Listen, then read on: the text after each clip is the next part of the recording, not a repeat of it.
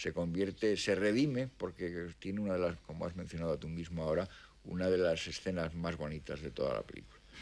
Y bueno, pues yo de eso, un poco de paciencia, porque yo creo que vale la pena, y que es una película de una gran economía de medios, con un ritmo muy logrado, y que luego pues ya discutiremos. Sí, toda esa banda sonora de la corrida de toros con la que también acaba y empieza, eso es como de otra película. Hay que decir, estaba citando Miguel María lo de los actores. Aquí está un actor que luego sería famosísimo en televisión haciendo el personaje de J.R. y que hace un intérprete y está realmente prodigioso. A veces a mí no sé por qué me recuerda a Tom Hanks, pero es magnífico cómo escucha, cómo bebe agua, cómo se sirve una jarra, pero en fin. Juan José Plan, muy buenas noches.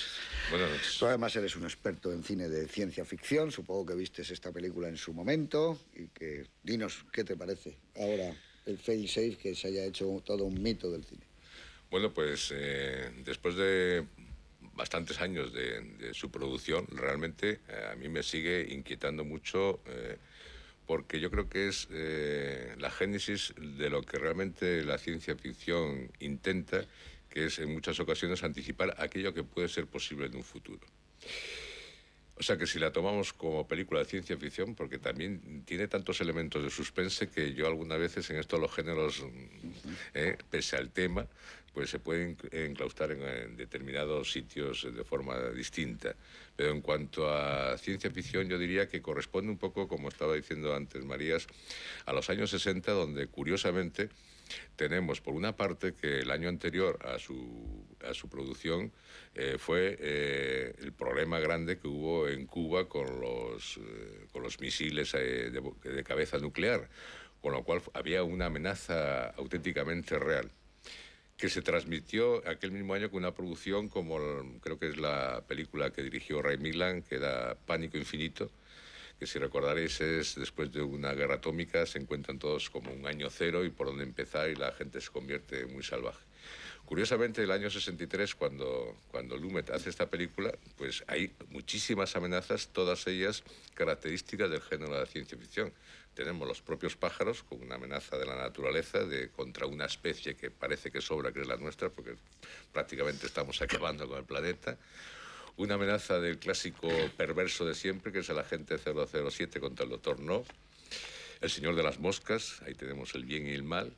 Teléfono rojo, volábamos hacia Moscú, con un tema, bueno, más o menos sobre el parecido. Y si queréis, hasta como amenaza de ciencia ficción, el del mismo año, el Día de los Trífidos y el pueblo de los malditos. O sea, quiero decirte, es un año realmente de auténticas amenazas. Eso si lo tomamos en cuanto a guerra atómica. Si lo tomamos, por ejemplo, al otro problema que se desarrolla en la película, que es, digamos, el poder de las máquinas que pueden llegar a ser superior al nuestro y por lo tanto dominarnos, pues indudablemente es otra característica fundamental de la ciencia ficción. Ya no sé, me imagino que desde Metrópolis hasta el juego de los insectos, etcétera, etcétera. Yo creo que lo importante de esta película es el concepto de la advertencia, el concepto del peligro, sobre todo en el momento que está desarrollado.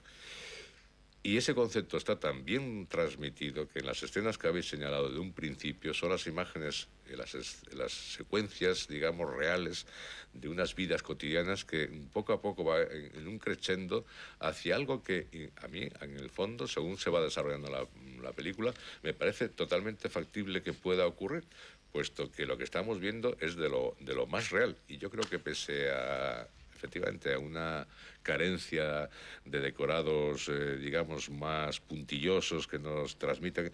Yo eso todo lo he ido olvidando para quedarme con muchas frases que aunque algunas veces parezca que están un poco en controversia lo que se está diciendo en la película, parece que algunas veces hay ciertos equívocos en cuanto... Me parecen diálogos muy brillantes y la mayoría yo creo que están basados hasta en Freud.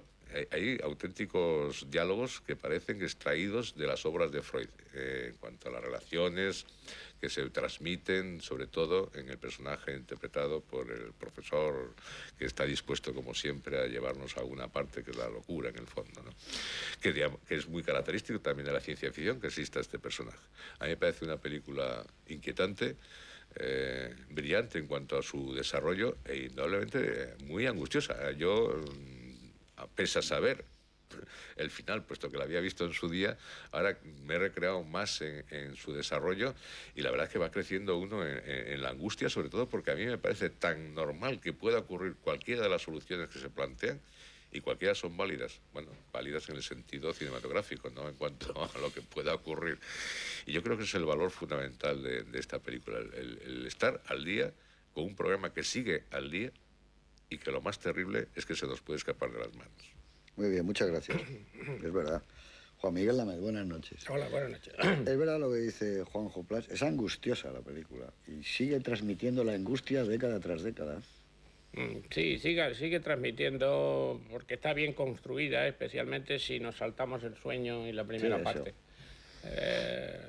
Pero yo creo que la película, para los espectadores de hoy, si no se colocan en el mundo en el que fue hecha, no la entienden en toda su exactitud.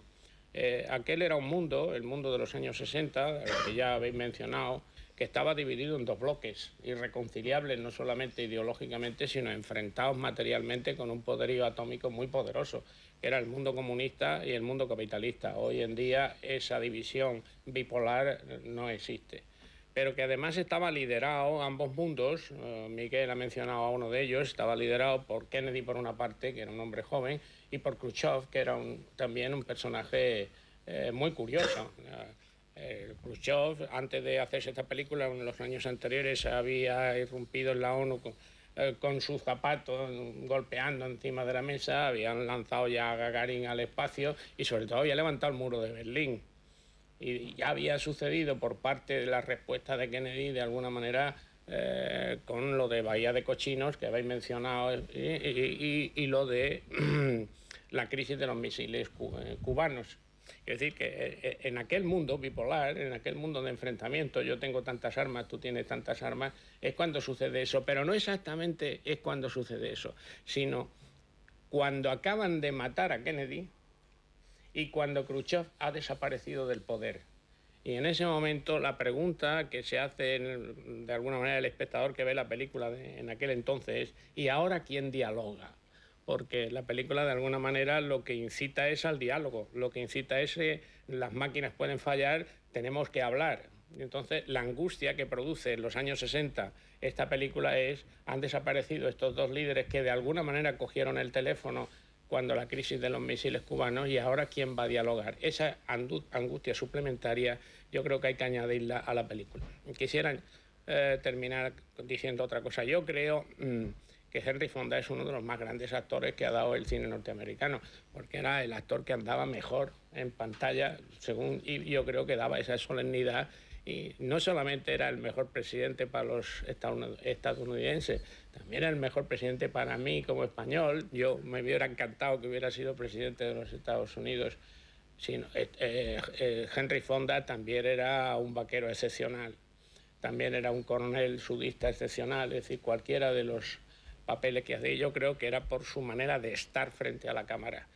La película tiene un valor que añadido a mí me parece, porque Sidney Lumet viene de la televisión y sobre todo del teatro, que es la dirección de los actores.